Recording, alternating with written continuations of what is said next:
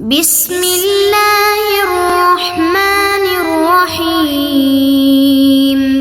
بسم اللہ الرحمن الرحیم۔ السلام علیکم ورحمۃ اللہ وبرکاتہ۔ عزیز طلبہ، امید ہے بخیر عافیت ہوں گے۔ تفسیر جلالین سورۃ النساء سبق نمبر 181 کے ساتھ آپ کے سامنے حاضر ہیں۔ عزیز طلبہ، آج کا سبق انشاءاللہ انا انزلنا الیک الکتاب بالحق لتحکم بین الناس سے لے کر آیت نمبر 110 رحیمہ تک ہوگا۔ تو آئیے عزیز طلبہ سبق کی ابتدا کرتے ہیں۔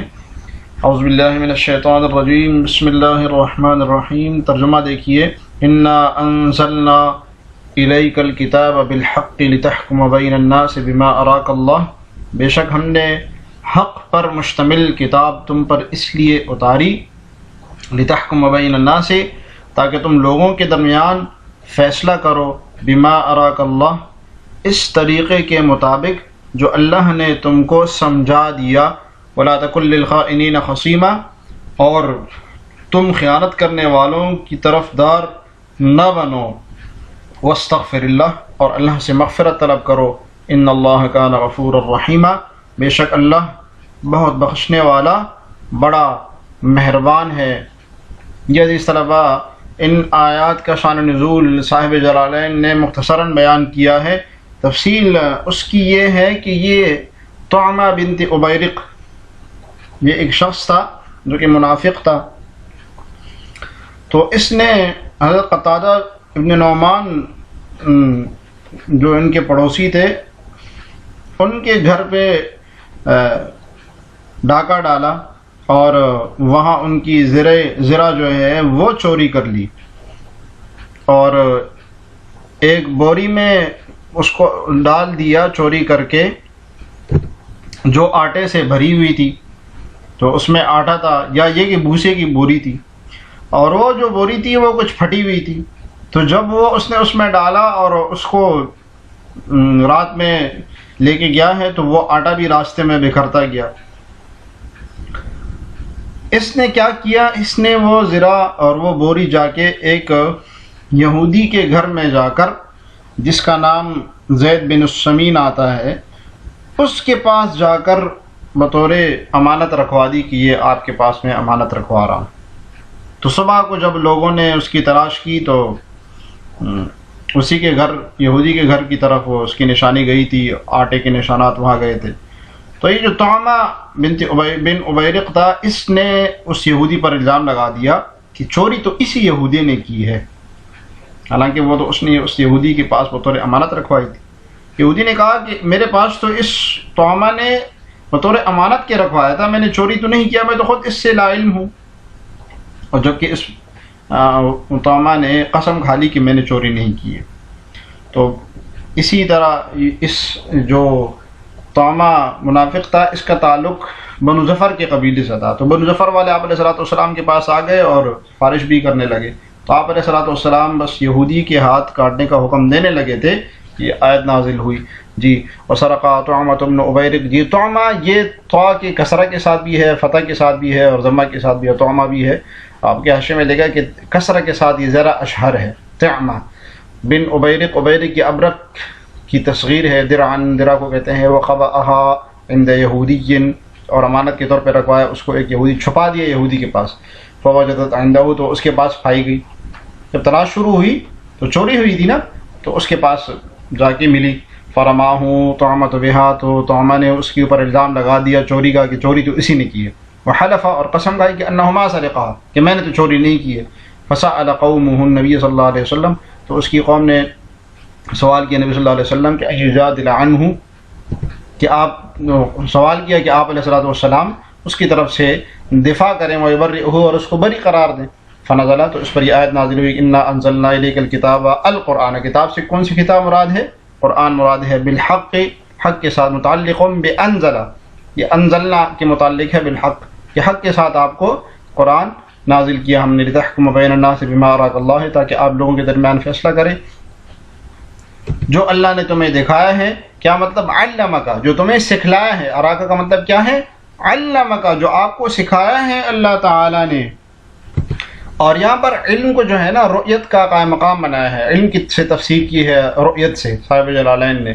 تو رؤیت حقیقی جو ہوتی ہے وہ بسا اوقات علم حقیقی کی قائم مقام ہو جاتی ہے. اس طرح اللہ فیہ اس معاملے میں، یعنی اس طرح کی قرآن میں آپ کو سکھا دیا ہے وَلَا تَكُن لِّلْخَائِنِينَ خَصِيمًا، اور خیانت کرنے والوں کے لیے کطعمہ، جیسے کہ طعمہ ہے اس نے خیانت کی تھی، حسیمن خصم مت بنو، اب خاصمن عنہ یعنی ان کا دفاع کرنے والا آپ نہیں بنیے.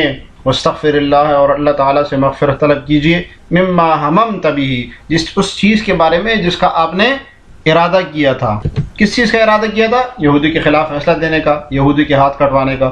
ان اللہ کان غفور الرحیم، بے شک اللہ تعالیٰ بخشنے والا مہربان ہے. ولا تجادل عن الذین یختانون انفسہم، ترجمہ دیکھیے، اور کسی تنازع میں ان لوگوں کی وکالت نہ کرنا. ولا تجادل، اور وکالت نہ کرنا، عن الذین یختانون انفسہم، ان لوگوں کی کسی تنازع میں جو خود اپنی طرف سے خیانت کرتے ہیں، اپنی جانوں کے ساتھ خیانت کرتے ہیں.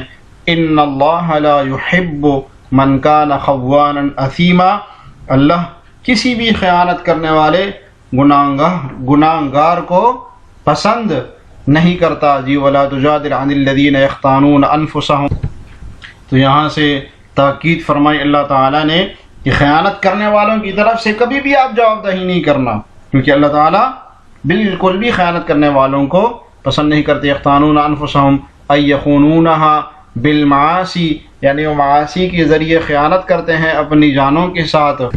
جی بالمعاصی کہہ کے اشارہ کر دیا کہ اپنے آپ کے ساتھ خیانت معاصی کے ذریعے ہوتی ہے. انسان جب معاصی کرتا ہے، گناہ کرتا ہے، تو اس کا وبال خود اسی کے اوپر پڑتا ہے. اس لیے اللہ تعالیٰ نے فرمایا کہ اپنے ساتھ جب خیانت کرتے ہیں کہ ان وبال خیانتہم لہم، وہ جو بتا صاحب جلالین نے کہ ان معاصی کرنے والوں کی خیانت کا وبال خود انہی پر ہوتا ہے، اس لیے وہ اپنے ساتھ خیانت کرتے ہیں. ان اللہ لا يحب من کان خوانا کثیر الخیانت، خوان کس کو کہتے ہیں؟ بہت زیادہ خیانت کرنے والے کو. اثیمن گناہگار کو پسند نہیں کرتے. کیا مطلب؟ یعاقبہ، اس کو سزا دیتے ہیں.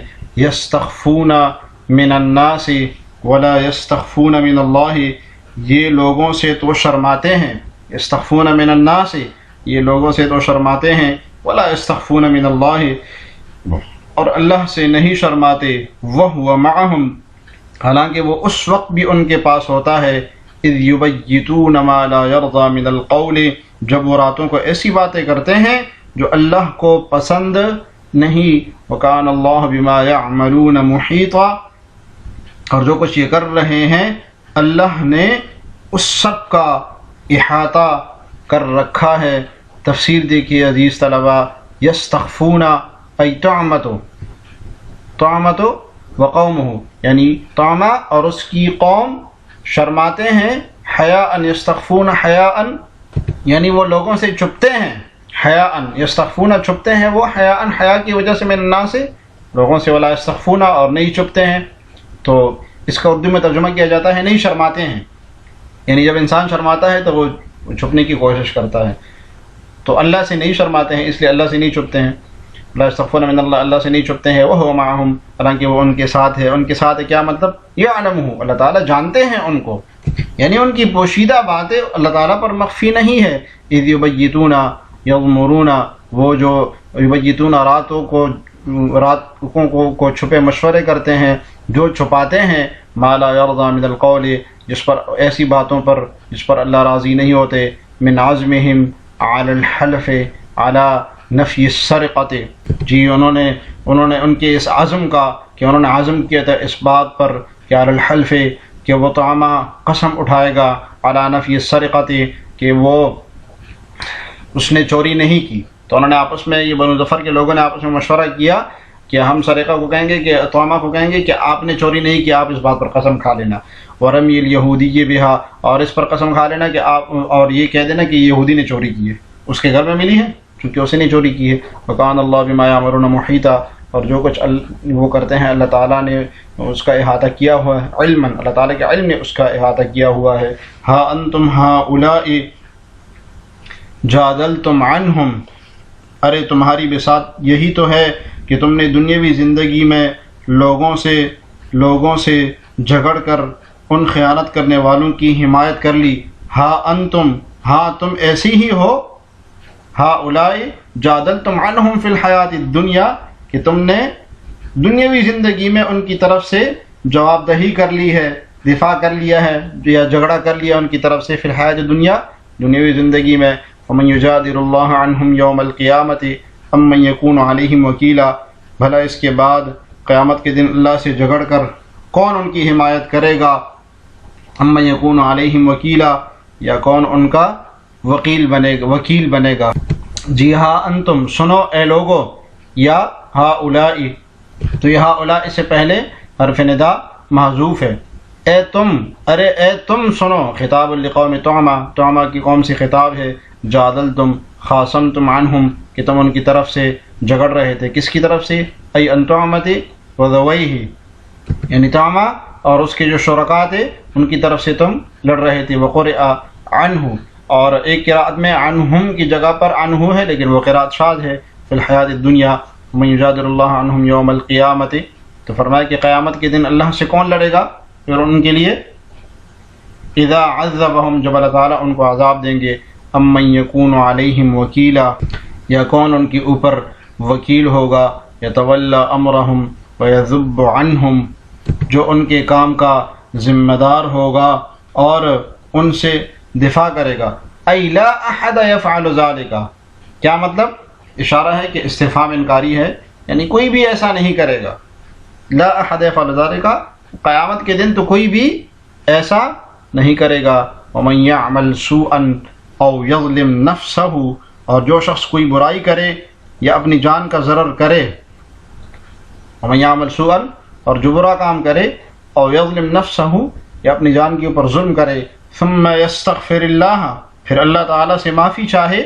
یجد اللہ غفور الرحیم، تو اللہ کو بڑی مغفرت کرنے والا اور بڑی رحمت کرنے والا پائے گا. یہاں سے اللہ تعالیٰ بتا رہے ہیں کہ جو شخص ان خیانت کرنے والوں کی وکالت اور حمایت سے توبہ کر لے گا تو اللہ تعالیٰ ان کو معاف فرما دیں گے. کیونکہ اللہ تعالیٰ کا قانون ایسا ہے کہ جو شخص ایسا کوئی برا کام کرے جس سے دوسروں کو تکلیف پہنچے، جیسے چوری وغیرہ کرنا، تہمت لگانا، تو یہ ایسا کام کرے، اور یا کوئی ایسا کام کرے جو اپنی ذات تک اس کا نقصان ہو، پھر اللہ سے معافی مانگے تو اللہ تعالیٰ اس کو معاف فرما لیتے ہیں. ایک عمومی حکم اللہ تعالیٰ نے بیان کیا ہے. ومن یعمل سوءا ذما یسوء به غیرہ، ایسا گناہ کرے کہ جس کی برائی دوسرے کو پہنچے. کرم یطعمۃ الیہودیہ، جیسے کہ طعمہ نے یہودی پر تہمت لگائی کہ چوری اس نے کی ہے تو نقصان اس کا ہوا.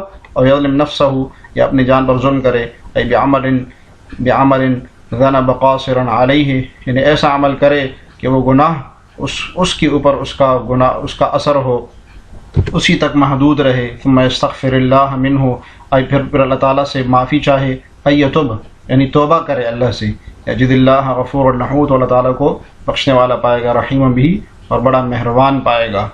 جس طلبہ انا انزلنا الیک الکتاب، جو آیت آپ نے پڑھی ہے اس کا شان نزول مختصراً بیان کریں. بہت آسان سوال ہے، کمنٹس میں جواب ضرور لکھیے گا. اللہ تعالیٰ ہمیں جلالین پڑھنے سمجھنے کی توفیق عطا فرمائے. السلام علیکم ورحمۃ اللہ وبرکاتہ.